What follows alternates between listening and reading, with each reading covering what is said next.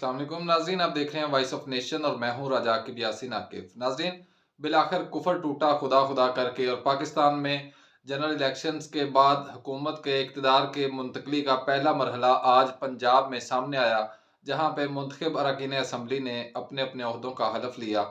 जी हाँ नाजरीन, अब पंजाब की 18वीं पंजाब असम्बली एक बार फिर हलफ उठा चुकी है और कल जो है वो स्पीकर और डिप्टी स्पीकर का इंतखाब होगा और उसके बाद कायदे ऐवान यानी कि वज़ीर आला पंजाब को मुंतखब कर लिया जाएगा।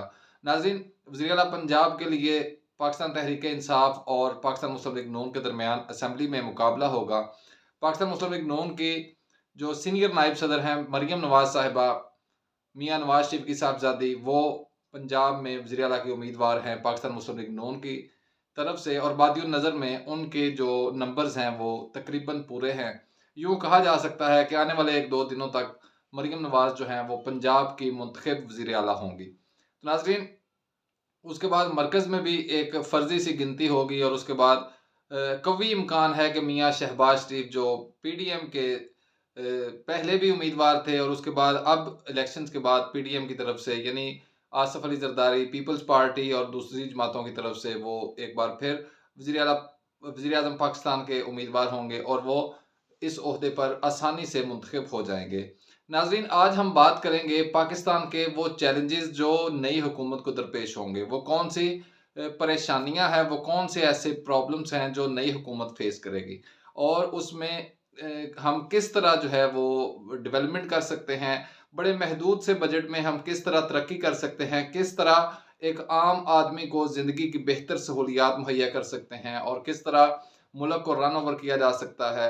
और आईएमएफ का जो चैलेंज है वो भी सामने है। दूसरी तरफ मुल्क के अंदरूनी खलफशार जो है, मुल्क में कौम तकसीम हो चुकी है, बड़े बड़े प्रॉब्लम्स हैं। तो हम उस पर दर्जा बदर्जा रोशनी डालेंगे और आपको ये बताने की कोशिश करेंगे कि इस वक्त सबसे बड़ा मसला क्या दरपेश है। तो नाजरीन, सबसे पहले आपसे ये गुजारिश होगी, अगर आप चैनल पे न्यू हैं तो चैनल को सब्सक्राइब कर लें और बेल आइकन को भी प्रेस कर दें ताकि हर आने वाली नई वीडियो आप तक पहुंच सके। नाज़रीन, बात करते हैं नई हुकूमत के चैलेंजेस क्या होंगे। सबसे पहले सबसे बड़ा जो चैलेंज है नई हुकूमत के लिए वो ये होगा कि जहालत का खात्मा हो। और ये वो जहालत, मैं किसी आम जहालत की बात नहीं कर रहा, मैं उस जहालत की बात कर रहा हूँ जो ख़ास तौर पे हमारे बाशऊर नौजवान में पाई जाती है। जी हाँ नाज़रीन, मेरा कहने का मकसद ये है कि वो नौजवान जो अपने लीडर की हर बात को मिनो-अन इस तरह तस्लीम कर ले गोया कि जिस तरह कोई आसमानी सहीफ़ा हो, गोया कि जिस तरह नबूवत का पैगाम हो। जब इस तरह की फ़ैन फ़ॉलोइंग होने लगे, तो फिर डरना चाहिए उस वक़्त से कि आप जिसके फ़ॉलोवर हैं, कहीं वो खुद को नबी बना के पेश ना कर दें। नाउज़ुबिल्लाह, मेरे मुँह में ख़ाक ऐसा कुछ हो। इस नौजवान की तरबियत और इसको दोबारा जो है वो कौमी सोच की तरफ लेके आना ये बड़ा ज़रूरी होगा और सबसे बड़ा चैलेंज होगा नई हुकूमत के लिए। जी हाँ नाज़रीन, मेरी मुराद है पाकिस्तान तहरीक इंसाफ के सपोर्टर्स के बारे में। ये एक ऐसी जमात है और ऐसे सपोर्टर्स हैं कि अगर रात में सुन रहा था मंसूर अली खान एक सहाफ़ी जो वो इस पे बात कर रहे थे कि अगर इमरान खान ये कह देना कि इब्लीस मेरी जमात में शामिल हो गया है, आज के बाद इसकी आपने जो है वो कोई बुराई बयान नहीं करनी, तो वो इब्लीस को भी कहेंगे भी चाचा तेरे वर्गा और कोई नहीं हैगा। ये फैन फॉलोवर जो है ना, ये खुदा की कसम तबाही का सबसे बड़ा ज़रिया है इस मुल्क की। इस मुल्क को तबाह करके रख दिया इस फैन फॉलोइंग ने। जो अंधा एतबार, यानी खान साहब कहते हैं हम आईएमएफ को खत लिखेंगे कि हमारे मुल्क को कर्जा न दे, हमारा मैंडेट चोरी हो गया। और ये आगे से वाह वाह क्या बात है जनाब, सोशल मीडिया भर देते हैं इस बात पे। और अगर वो कहते हैं कि मौलाना फजल रहमान को फजलू कहो, डीजल कहो, तो ये जलसों में नारे लगवाते हैं। और जब वही इमरान खान कहते हैं कि नहीं मौलाना फजल रहमान के पास जाना चाहिए हमें, वो बड़े मोतबर सियासतदान हैं, तो ये फिर उनकी तारीफों के पुल बांध देते हैं और सुलह हदीबिया का जो है वो जिक्र किया जाता है। यानी आप इनके अंदाज़ा चेक करें, इनका सोच देखें कि एक तरफ आप एक बंदे को उसकी करैक्टर असैसिनेशन करते हैं, एक बंदे को ज़ाती दुश्मनी और इनाद पे उतराते हैं, ना उसकी उम्र का ख्याल करते हैं, ना अपनी उम्र का ख्याल करते हैं। और जब आप उस पे मर मिटते हैं, कुर्बान होने लगते हैं, तो आप उसके तलवे चाटने में सबसे आगे निकल जाते हैं। तो सबसे बड़ा चैलेंज ये होगा कि इन नौजवानों की, इस बाशऊर तबके की सोच जो है, उस सोच को किसी तरह कौमी सोच में ढाल दिया जाए। ये एक बहुत बड़ा चैलेंज है हमारे लिए। और इसके बाद जो बड़ा चैलेंज है वो ये है कि नौजवानों की ये ज़हनी परवरिश करने वाले चंद एक यूट्यूबर्स हैं जो खुद को नाम नेहाद सहाफ़ी कहलवाते हैं।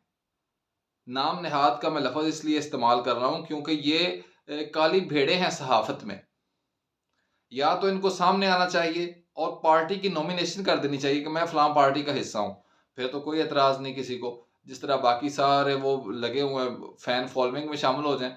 अगर तो आप खुद को सहाफ़ी कहलवाते हैं, अगर तो आप ये समझते हैं कि आप सहाफ़ी हैं, तो फिर सहाफ़त का कुछ ना कुछ ख़्याल करें। डूब मर जाना चाहिए ऐसे सहाफ़ियों को, जो किसी एक बंदे के एजेंडे के लिए मर मिटते हैं, मुल्क को दाँव पे लगा देते हैं, उसके इदारों को दाँव पे लगा देते हैं। ना अदलिया उनसे महफूज़ है, ना फ़ौज उनसे महफूज़ है। ये यूट्यूबर्स जो डॉलर के चक्कर में मुल्क को तबाह करने में लगे हुए हैं, इनका जो है इनको रस्सी पटा डालना बहुत ज़रूरी है। इनमें सदीक जान और इमरान रियाज़ का नाम सर-ए-फ़हरिस्त है, बाकी बहुत सारे हैं। तो इनका बिल्कुल चेक एंड बैलेंस होना चाहिए। नई हुकूमत के लिए चैलेंज होगा कि इस तरह के लोगों के, शर्पसंद लोगों के होते हुए आप किस तरह डिलीवर कर पाएँगे। तो ये एक बहुत बड़ा चैलेंज है जनाब हुकूमत के लिए। अगर आप ये समझते हैं कि इमरान खान ने कोई जुर्म किया है, तो फिर नई हुकूमत के लिए चैलेंज होगा कि उसका ये शहाना तर्ज ज़िंदगी जो है, जेल में बैठे 10 बंदे आ रहे हैं, 10 बंदे जा रहे हैं, ये बंद होना चाहिए। एक आम कैदी की जो सूरत हाल है वही होनी चाहिए। ठीक है, उसके वकला उससे मिलें, उसके फैमिली मेंबर्स हफ्ते में एक बार उससे मिलें, जो जेल के रूल हैं वो अपनाए जाएँ। ये नहीं कि जनाब आज फलाँ बंदा आ रहा है, फलाँ बंदा आ रहा है। ये उसका शहाना तर्ज ज़िंदगी जो जेल में बैठ के वो एन्जॉय कर रहा है ना, ये बंद होना चाहिए। अगर आप समझते हैं उसने जुर्म किया है, अगर आप समझते हैं उसने जुर्म नहीं किया तो फिर उसको छोड़ दें। ये सिंपल सी बात है। ये बहुत बड़े मसाइल हैं। मुआशी मसला भी एक मसला है लेकिन वो कम है। याद रखिए, सबसे बड़ा मसला इस नौजवान की सोच को कौमी सोच में शामिल करना है। तो ये नई हुकूमत के लिए बहुत बड़ा चैलेंज होगा। किस तरह सामना करना है? क्या ताकत का इस्तेमाल करेंगे आप? आपको कुछ भी करना पड़े, देखें, एक बात तो तय है, अगर आपने फसल बचानी है तो एक कौवा लटकाना पड़ेगा आपको। अब वो आप देख लें आप कौन सा कौवा लटकाएंगे। वो आप अपने आप में देखें, कोई रिटायर्ड देखें, या आप कोई सियासतदान देखें, या कोई ये नाम नेहाद सहाफ़ी देखें। जब तक किसी एक कौवे को लटकाएंगे नहीं, तब तक ये रियासत की फसल बचेगी नहीं। अब जो है वो बहुत हो चुका। नाज़रीन, मेरी आज की ये वीडियो जो थी वो ख़ास तौर पे उस टॉपिक पे थी जहाँ पे हमने ये बयान करना था कि आज इस वक़्त जो हुकूमत मुंतखब होने जा रही है उसके कौन-कौन से बड़े चैलेंजेस हैं। तो उस पे तफ़सील से हमने बात की है आपके साथ। इंशाअल्लाह आइंदा किसी नए टॉपिक पे बात करेंगे। हुकूमत साज़ी का अमल मुकम्मल होता जा रहा है तो उस पे भी रोशनी डालते रहेंगे। अभी के लिए इतना ही, इजाज़त दीजिए। अल्लाह हाफ़िज़।